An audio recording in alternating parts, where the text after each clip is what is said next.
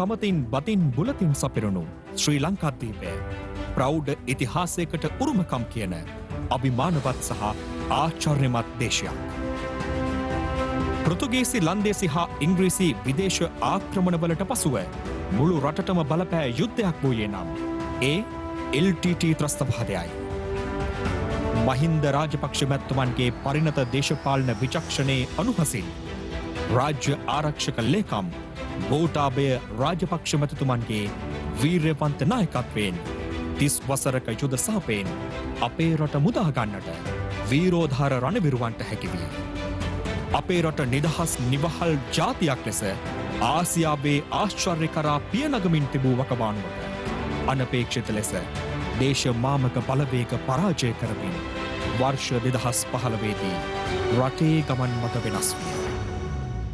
ලෙයින් කඳුලින් දිනූ දේශය නොරටුන්ට පාවා දුන් විජාතික සතුරු බලවේග හමුවේ දන නැමූ මහදවල් මහබැංකු මහ මංකොල්ලය සිදු කළ වරාය ගුවන් තොටුපළ ආදී ජාතික සම්පත් රිසිසේ විජාතිකයින්ට විකුණු දේශයේ ස්වෛරීත්වය භෞමික අඛණ්ඩතාවය සහ අභිමානය සුණු විසුණු කළ යුද ජයග්‍රහණයේ කීර්තියට රතු පැල්ලම් එක් කළ පාස්කු ඉරුදින අමානුෂික අන්තවාදී ප්‍රහාරයට ඉනසලසූ ජාතික ආරක්ෂාව සහ මහජන සාමය බිඳ දැමූ දීන අස්ථාවර අරාජික රාජ්‍යයක් නිර්මාණය විය.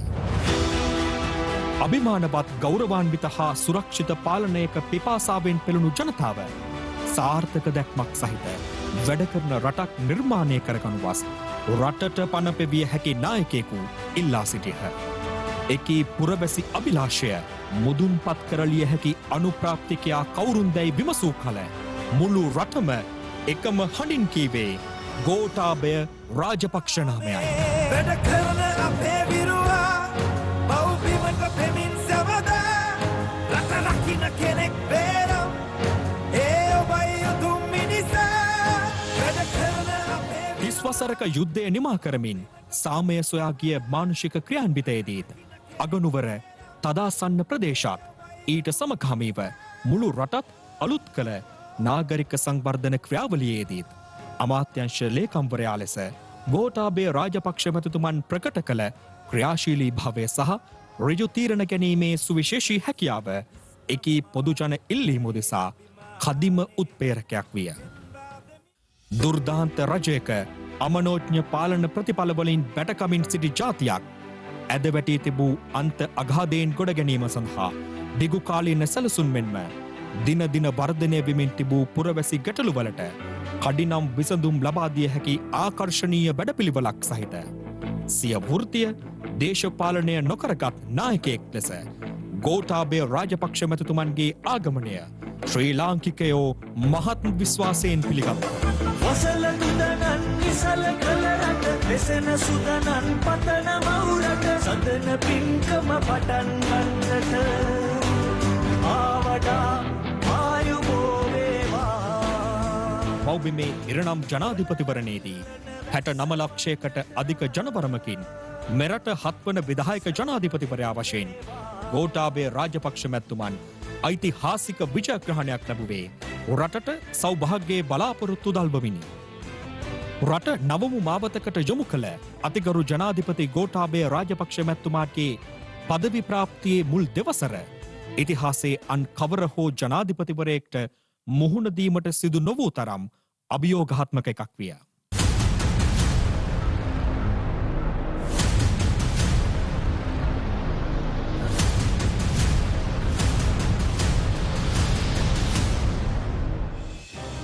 චීනයේ වුහාන් නගරයෙන් ආරම්භ වී මුළු ලොවම වෙලාගත් කොවිඩ්-19 වසංගතය පාස්කු ප්‍රහාරය හේතුවෙන් බිඳ වැටී තිබූ මෙරට ජාතික ආර්ථිකයට මරු පහරක් විය. වෛරසය රටට ඇතුළුවීමටත් පෙර ඊට මුහුණ දීම සඳහා සැලසුම් සකස් කෙරින. ඒ සඳහා ජනාධිපති කාර්යසාධක බලකායක් පිහිටුවීමට දුර දකින නායකයෙක් ලෙස අතිගරු ජනාධිපතිතුමා කඩිනම් පියවර ගත්තේය. පළමු අභියෝගය වූයේ වුහාන් නගරේ මරණ බියෙන් මිරිකී සිටි සියලු ශ්‍රී ලාංකිකයින් මව්බිම වෙත ගෙන්වා ගැනීමයි. ලෝකයේ දියුණුවයි සම්මත බොහෝ රටවලට මත්තෙන් එම මෙහෙයුම සාර්ථක කරගන්නට ගෝඨාභය ජනාධිපතිතුමන් ප්‍රමුඛ රජය මූලිකත්වය ගත්තේය. අවාසනාවන්ත ලෙස වෛරසය රටට ඇතුළු වූ පසු ජනාධිපතිතුමන් ප්‍රමුඛ රජය දෛනික රාජකාරී අතරින් වැඩි අවධානයක් යොමු කළේ කොවිඩ් මර්ධන කාර්යසාධක බලකායේ මෙහෙයුම් සඳහායි. සියලු තරාතිරම් වල සුවසේවා නිලධාරීන්, ත්‍රිවිධ හමුදාව ප්‍රමුඛ ආරක්ෂක අංශ, රාජ්‍ය නිලධාරීන් ඇතුළු සෑම ශේෂ්ත්‍රයක්ම එක්ක මිටට ගොනු කරගත් අතිගරු ජනාධිපතිතුමා අවශ්‍ය තීන්දු සුදුසු අවස්ථාවේ ගැනීමට කිසිසේත් පසුබට නොවීය. රෝගය පාලනයට ඇති විද්‍යාත්මක ප්‍රවේශය එන්නත්කරණය බව ලෝක සෞඛ්‍ය සංවිධානය නිල වශයෙන් නිවේදනය කිරීමත් සමග මෙරට ජනතාව එන්නත්කරණයට අවශ්‍ය ක්‍රියාමාර්ග ගැනීමට ජනාධිපති ගෝඨාභය රාජපක්ෂ මැතිතුමා සියලු පාර්ශ්වවලට උපදෙස් ලබා දුන්නේය. මුල් අධියරේදී ලෝපුරා එන්නත් නිෂ්පාදනය ඉල්ලුමට වඩා ඉතා අඩු අගයක පැවතීමෙන් හිගයක් ඇතිවුවද විදෙස් රාජ්‍ය නායකයින් පෞද්ගලිකවම සම්බන්ධ කර ගනිමින් අපේ රටට අවශ්‍ය එන්නත් සපයා ගැනීමට ජනාධිපතිතුමන්ට හැකිවිය. ඒ අනුව එන්නත්කරණය සඳහා ලෝක සෞඛ්‍ය සංවිධානයේ අනුමැතිය ලද විකසම සියලුම වර්ගවල එන්නත් අවශ්‍යතාව අනුව මෙරටට ලබා ගැනීමට හැකිවිය. ගෝලීය එන්නත්කරණ වැඩසටහන ආරම්භ කර වසරක් ගත වන විට මෙරට ජනතාවගෙන් හරි අඩකට වඩා පූර්ණ එන්නත්කරණයට ලක් කිරීමට ඒ ඔස්සේ හැකියාව ලැබින.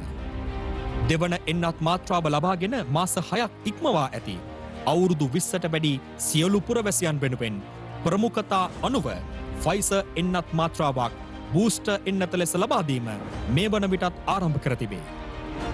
රජය සුවිසල් පිරිවැයක් දරමින් මේ එන්නත් කරන වැඩපිළිවෙල නොමිලේ ක්‍රියාත්මක කිරීම ගෝලීය ආදර්ශයකි. රට තුළ රෝගය පාලනය කරන මෙහෙයුම ක්‍රියාත්මක කරන අතරම රැකියාව අහිමිවීම, සෞඛ්‍ය රැකවරණය අහිමිවීම වැනි හේතු නිසා විදෙස් රටවල අසරණව සිටි අපේම ජනතාව යළි මෙරටට ගෙන්වා ගැනීමේ වැඩපිළිවෙලක්ද දියත් කෙරිණි. රටට විදෙස් විනිමය උපයන රටවිරුවන් වෙනුවෙන් ජනාධිපතිතුමන් සිය වගකීම ඉටු කළේ එලෙසිනි. රාජ්‍ය අනුග්‍රහය මත දෙවැන්ත නිරෝධායන මෙහෙයුමක්ද දිවයින පුරා ක්‍රියාවට නංවනු ලැබීය. රටේ ආර්ථිකය දැඩි අර්බුදයක තිබියදී පවා සෞඛ්‍ය අංශවල ඉල්ලීම මත විටින් විට සංචරණ සීමා සහ නිරෝධායන ඇඳිරි නීතිය පැනවීමේ දුෂ්කර තීරණයට එළඹීමටද ජනාධිපතිතුමාට සිදුවිය. නමුත් ජනහිතකාමී නායකයෙක් ලෙස ඒ සෑම අවස්ථාවකදීම ජනතාවට මුහුණ දීමට සිදුවන අපහසුතා හැකිතාක් අවම කිරීම වෙනුවෙන් විශේෂ වැඩපිළිවෙල රැසක් ජනාධිපති ගෝඨාභය රාජපක්ෂ මැතිතුමන්ගේ උපදෙස් හා මඟ පෙන්වීම යටතේ ක්‍රියාවට නැංවින. එසේම අත්‍යවශ්‍ය සේවාවන් බාධාවකින් තොරව පවත්වාගෙන යාමට පියවර ගනු ලැබීය. ආදායම් අහිමි වූ ජනතාව වෙනුවෙන් සහන සැලසීම උදෙසා සෑම පවුලකටම රුපියල් 5000 දීමනාවක් ලබා දුනි. ඊට අමතරව නිරෝධායන පවුල් වෙනුවෙන් රුපියල් 10000ක් වටිනා බඩු මල්ලක් ලබා දීමටද කටයුතු කෙරිණි. උපරිම සෞඛ්‍යාරක්ෂිත තත්ත්වය යටතේ ආර්ථික මරමස්ථහන අකණ්ඩව සක්‍රිය ලෙස පවත්වා ගැනීම සඳහා ඉඩ පහසුකම් සලසා දෙනු ලැබීය. අතිගරු ජනාධිපතිතුමන්ගේ නායකත්වයෙන් මුළු ආණ්ඩුවම මේ අප්‍රතිහත ප්‍රයත්නයට දායක වී සිටියදී මේ ජාතික අභියෝගයේ විශාල කොටසක බර දරා සිටියේ බැසිල් රෝහණ රාජපක්ෂ මැතිතුමන් ප්‍රමුඛ කාර්යසාධක බලකායන්.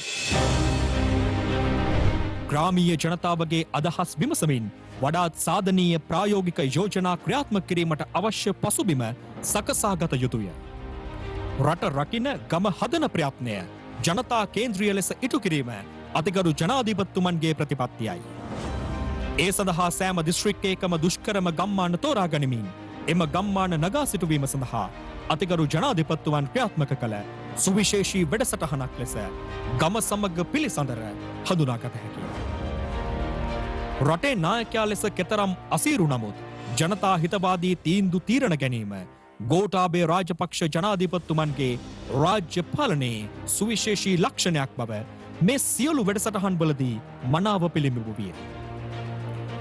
කොවිඩ් අභියෝගයේ මැද ගත වූ දෙවසරක කාලය තුළ ඉතිහාසයේ කවරදාකවත් ජනාධිපතිවරයෙකුගේ නිසි අවධානයට ලක් නොවූ ගම්මාන 17ක ගම සමග පිළිසඳර වැඩසටහන් ක්‍රියාත්මක කෙරිණ. සියලු ශ්‍රේෂ්ඨ නියෝජනය වන පරිදි රාජ්‍ය නිලධාරීන් කැටුව ගම සමග පිළිසඳරට පැමිණෙන අතිගරු ජනාධිපතිතුමා හැකි සියලු ගැටලු සඳහා එසෙන විසඳුම් ලබා දුන් අතර අනිකුත් ගැටලු සඳහා දිගුකාලීන පිළියම් යෙදීමට විශේෂ ජනාධිපති කාර්ය සාධක බලකායක් ස්ථාපනය කළේ. අපේ පාසලේ ක්‍රීඩා පිටිය තමයි අපිට දැනට තියෙන ගැටලුව. හරි හෙට වෙනකොට හමුදාවෙන් එනවා ඒ ක්‍රීඩා පිටිය හදන්න. ජනතාව පීඩාවට පත් කරන යල් පැන ගිය නීති රීති සංශෝධනය වෙනුවෙන් නිලධාරීන්ට උපදෙස් ලැබින. රජයක් ලෙස අවශ්‍ය ජාතික ප්‍රතිපත්ති සම්පාදනය කෙරින. මනුස්සයන්ට කණ්ඩ වතුර අනම්මනම් සීලෝම ප්‍රශ්න අමාරුදත්තයෙන් ඉන්නේ කුඹුරු පිටිය ඉඩකඩම් අඩුයි. මේක උත්සාහනයක් කරගන්න රාජාංගනේ වැවේ ජලාශය පිටට දෙනවට වැඩිය ඔබතුමා මැදිහත් වෙලා මේක කරලා දෙනවා නම් මම මේකට ප්‍රතිපාදන දෙන්නම්. මේක මේ උත්සාහන ව්‍යාපෘතිය කරලා දාන්න. මන්ට ඒක කරලා දෙන්න. හොඳයි. බලය ලබා ගැනීමෙන් පසු බලය ලබා දුන් ජනතාව අමතක කර ගමට නොයන දේශපාලන සංස්කෘතිය වෙනස් විය. ඈත දුෂ්කර ගම්මානවලට සංවර්ධනයේ අරුණාලෝකය උදාවිය. දීර්ඝ කාලයක් පුරා නොවිසඳුණු ගැටලුවලට රාජ්‍ය නායකයාගේ ඍජු මැදිහත්වීමෙන් සඵලදායී විසඳුම් ලැබින. නගරයට සමගාමීව සියලු ගම්මානවල යටිතල පහසුකම් වැඩි දියුණු කරමින් සෞභාග්‍යයේ මන්පෙත් විවර කර තිබේ. මේ ගම සමග පිළිසඳර වැඩසටහනෙහි සුවිශේෂී කාරණය නම් වැඩසටහන පැවැත් වූ සියලු ගම්මාන පසු නිරීක්ෂණයකට ලක් කිරීමයි. ජනාධිපතිතුමන් ගත් තීන්දුව තීරණවල ප්‍රගතිය පිළිබඳව විමසා බැලීම සඳහා වෙනම ඒකකයක් ස්ථාපිත කර තිබේ. එසේම ගෝඨාභය රාජපක්ෂ මැතිතුමන්ද එම සියලු ගම්මානවල ප්‍රායෝගික ප්‍රගතිය සොයා බැලීම සඳහා නැවත නිරීක්ෂණ චාරිකාවක නිරත වේ.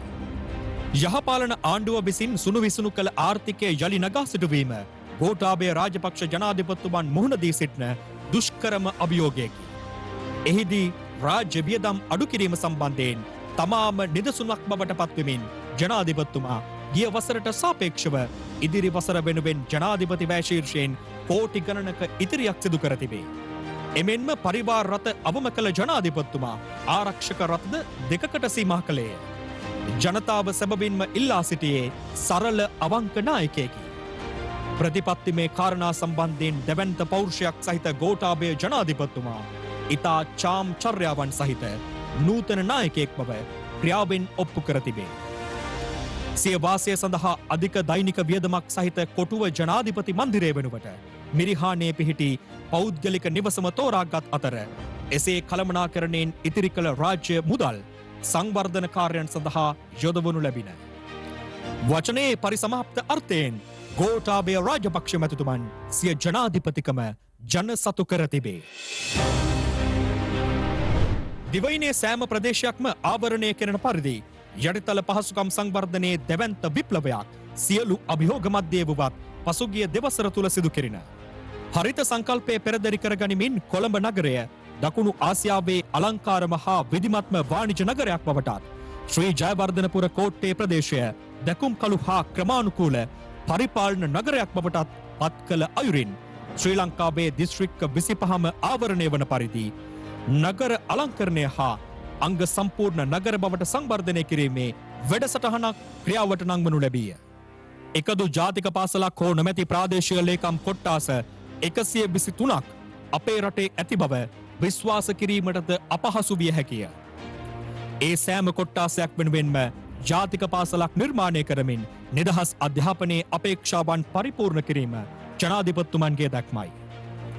වාර්ෂික ඖෂධ මිලදී ගැනීමේ ක්‍රියාවලිය සඳහා අපේ රටේ මුදල් බිලියන ගණනින් වියදම් කිරීමට සිදුවිය. ඉන්දියාව පමණක් නොව බංග්ලාදේශයේ ආදී අසල්වාසී රටවල් පවා ඖෂධ නිෂ්පාදනයේ විශිෂ්ට ප්‍රගතියක් අත්කරගෙන ඇති වකවානුවක අපේ රටට අවශ්‍ය ඖෂධ අපේ රටේම නිෂ්පාදනය කරන ව්‍යාපෘති රැසක් ආරම්භ කිරීම වෙනුවෙන් ජනාධිපතිතුමන්ගේ නොමද ආශිර්වාදය හිමි විය.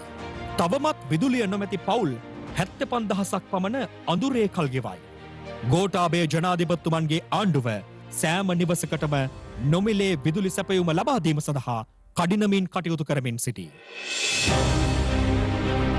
රටපුරා මහා මාර්ග කිලෝමීටර් ලක්ෂයක් හා ඒ හා සම්බන්ධ අතුරු මාර්ග පද්ධතිය ප්‍රතිසංස්කරණය කිරීමේ වැඩපිළිවෙලක්ද ක්‍රියාවට නංවා තිබේ. එගොඩ මෙගොඩ යා කරන කඩිනම් කුඩා පාලම් ව්‍යාපෘතියට මීට සමගාමීව ක්‍රියාත්මකය. යහපාලන සමයේ දූෂණයට වංචාවට ඉඩදී ඉබිගමනේ සිදු කෙරුණු මධ්‍යම අධිවේගයේ ඉදිකිරීම් කඩිනම් කිරීමට පියවර ගැනින. එහි මීරිගම සිට කුරුණෑගල දක්වා කොටස නුතුරේදීම ජනතා අයිතියට පත් කිරීමටද නියමිතව ඇත. කඩපත සිට මීරිගම දක්වා කොටසේ නැවතී තිබූ ඉදිකිරීම් යළි ආරම්භ වී තිබේ. බොහෝ කාලයක් තිස්සේ සැලසුම් වලට පමණක් සීමා වූ රුවන්පුර අධිවේගී මාර්ගය යථාර්ථයක් බවට පත්වෙමින් නැත. කොළඹ නාගරික රථවාහන තදබදයට විසඳුමක් ලෙස පෑලියගොඩ නව කැලණි පාලමේ ඉදිකිරීම් සම්පූර්ණයෙන් අවසන් කොට තිබේ. එය ලාංකේය මාර්ග සිතියමේ අපූර්ව සන්ධිස්ථානයක් වනු නිසැකය. එමෙන්ම අතුරුගිරිය දක්වා වූ කුළුණු මතින් දිවෙන නව මාර්ගයේ ඉදිකිරීම්ද ආරම්භ කෙරින. අධික මාර්ග තදබදයට පිළියමක් ලෙස කොහුවල ගැටඹේ ඇතුළු ස්ථානවල නව ගුවන් පාලම් 5ක් ඉදිකරමින් පවතී. අපි මේ දකිමින් සිටින්නේ මෙරට මහා මාර්ග සංවර්ධනයේ විප්ලවීය අනාගතයක පෙරමග සලකුණුයි. බුදුදහමට මහා සංඝරත්නයට ගමේ පන්සලට සමස්තයක් ලෙස අපේ ඓතිහාසික හෙළබදු උරුමයට වෛර කළ පාලන ක්‍රමය ගෝඨාභය මැතිතුමන් සම්පූර්ණයෙන් අවසන් කළේය. එතුමන් තෙරුවන් විශ්වාස කරන අවංක නායකයෙක්. ඒ නිසාම අනිකුත් සෑම සංස්කෘතියකම ආගමකම ජනතාවට සිය අනන්‍යතාවයන් රැකගෙන එකට ජීවත් විය හැකි සාමකාමී සමාජ වටපිටාවක් ජනාධිපතිතුමන් ප්‍රමුඛ මේ ආණ්ඩුව නිර්මාණය කර තිබේ. බෞද්ධ දර්ශනයට අනුව හැඩගැසුණු අපේ උරුමය තුළ පරිසරයට හිමිවන්නේ ප්‍රමුඛ ස්ථානයක්. පොදුවේ සෑම ආගමික දර්ශනයක්ම අතිශය පරිසර හිතකාමී පදනමක් මත විහිදී යන්නක්. ලාංකේය බහුතර ජනතාව මේ ආගමික ශික්ෂණය ලද්දෝය. නමුත් දශක කිහිපයක පටන් රසායනික පොහොර හා කෘෂි රසායන භාවිතයට අපේ මිනිසුන් හුරුවීම හේතුවෙන් ස්වභාවික පරිසරයේ ජීවගුණයට අත් වූයේ සුළු පටු හානියක් නොවේ. එලෙස විනකිරීමේ ප්‍රතිඵලයක් ලෙස රට සහලින් ස්වයංපෝෂිත කර ලක් දෙරණ පෙරදිග ධාන්‍යාගාරය බවට පත් කළ ගොවි රජවරුන්ට අද අත්ව ඇති ඉරණම ඛේදනීය වේ. වකුගඩු රෝග සහ නිල්දරු උපත් එහි දෘශ්‍යමාන ප්‍රතිඵල වේ. නිශ්චිත ගැටලුවට පිළියම් සෙවීම පසකින් තබා මෙතෙක් කල ජනප්‍රියවාදී මනාප පොරයක යෙදුණු පාලකයින් කළේ ජනතාව රෝගී වීමට හැර පසුව ප්‍රතිකාර මධ්‍යස්ථාන ඉදිකිරීමයි. අධිකරු ජනාධිපති ගෝඨාභය රාජපක්ෂ මැතිතුමන් ජනප්‍රිය නොවන නමුත් නිවැරදි තීන්දුව ඍජු ප්‍රතිපත්තියක සිට ක්‍රියාත්මක කරයි. එතුමා රසායනික පොහොර භාවිතේ නවතා දමා පරිසර හිතකාමී කෘෂි කර්මාන්තයක් උදෙසා මෙරට ගොවිබිම් පරිවර්තනය කිරීමේ විප්ලවීය තීරණයට එළඹියේය. කවුරු මොනවා කිව්වත් රසායනික පොහොර ගෙන්වීම සහ මේ කෘෂිනාශක මම නවත්තනවා තව ටික දවසකින්. පොහොර සමාගම්වල මුදලට යට වෙමින් රාජ්‍ය නොවන සංවිධානවල න්‍යාය පත්‍ර මත ක්‍රියාත්මක වෙමින් පටු දේශපාලන කණ්ඩායම්වල අතකොළු බවට පත්වෙමින් කෙටිකාලීන ලාභතකා මේ ඓතිහාසික පරිවර්තනය ආපසු හැරවීමේ නින්දිත වෑයමක් ආරම්භ කර තිබීම අතිශය කනගාටුවට කරුණකි. රසායනික පොහොර හේතුවෙන් මිනිස් ජීවිත අවදානමක ඇති පසුබිමක ඇතෙමුන් විවිධ කල්ලි කණ්ඩායම් වල උසිගැන්වීම් අනුව යමින් රසායනික පොහොර ඉල්ලා උපවාසයේ නිරතවීම උත්ප්‍රාශජනක නොවන්නේද? කාබනික පොහොර නිෂ්පාදනය කරන ගොවීන්ට රුපියල් 7500ක දීමනාවක් ගෙවීමට රජය තීරණය කළේ ඔවුන් දිරිගැන්වීමක් ලෙසින.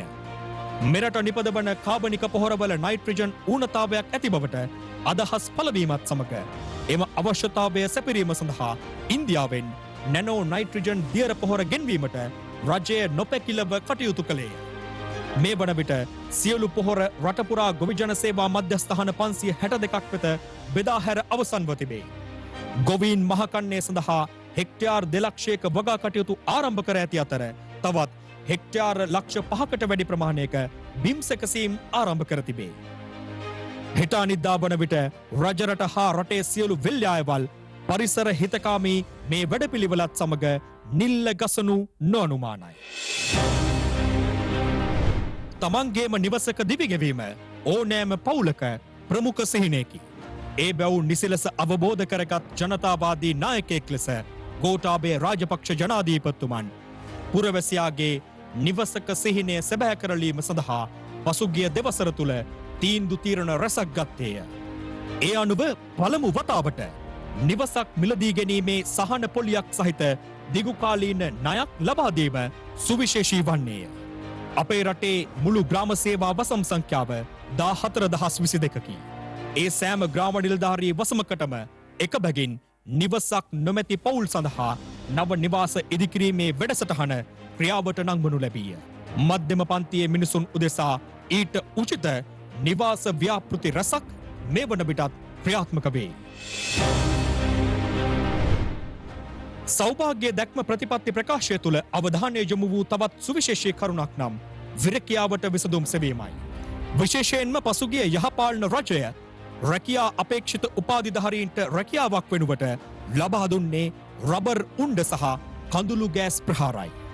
ජනාධිපති ධූරයේ වැඩ ආරම්භ කර කඩිනමින් ගත් තීරණ අතර උපාධිධාරීන් 50,000ක් රාජ්‍ය සේවයට බදවා ගැනීම අතිශය ප්‍රශංසනීය වේ. පළමු අධියරේදී වැඩසටහනට ඇතුළත් නොවූ තවත් සුදුසුකම්ලත් උපාධිධාරීන් දසදහසක් විශේෂ අනුමැතියක් මත බදවා ගැනීමටද කටයුතු කෙරින.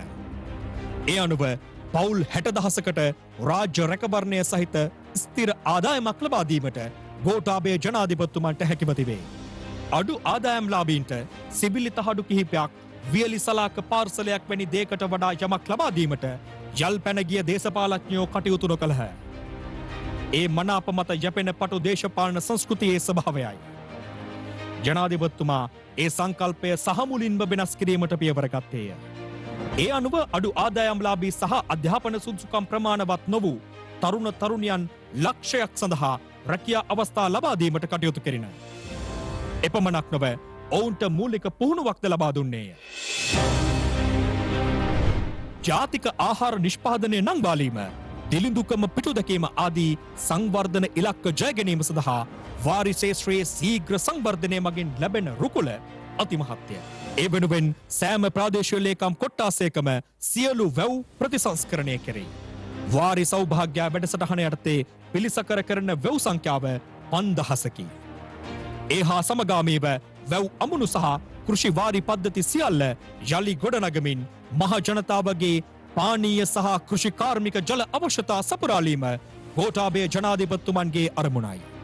මානවයාගේ විශිෂ්ට කායික උරුමයක් මෙන්ම සමාජීය උරුමයක්ද වන භාෂාවේ මුඛ්‍ය කාර්ය sannivedanayයි.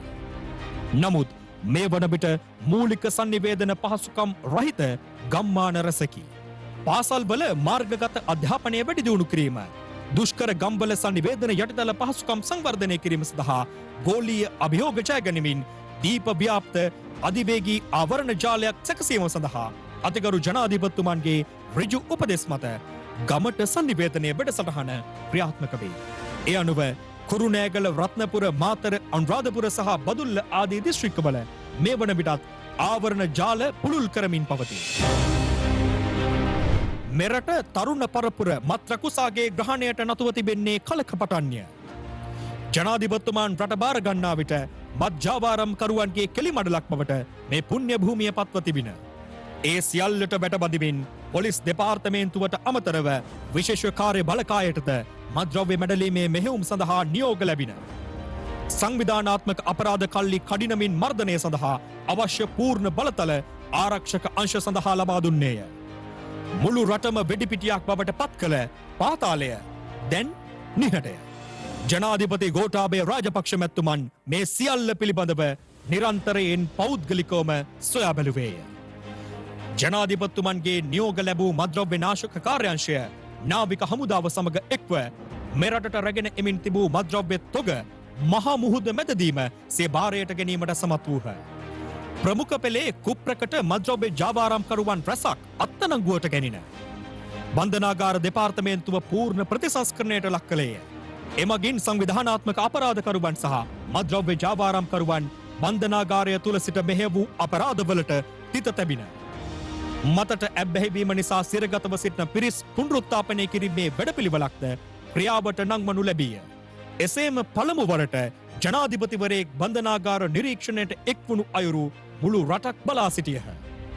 ගෝඨාභය රාජපක්ෂ මැතිතුමන්ගේ නියෝග අනුව විධිමත් පුනරුත්ථාපන ක්‍රියාවලියට අනුගත වූ LTT සමාජිකයින් 16 දෙනෙක් ඇතුළු රැඳවියන් ජනාධිපති පොදු සමහව ලබන්නේ ඒ අනුවය.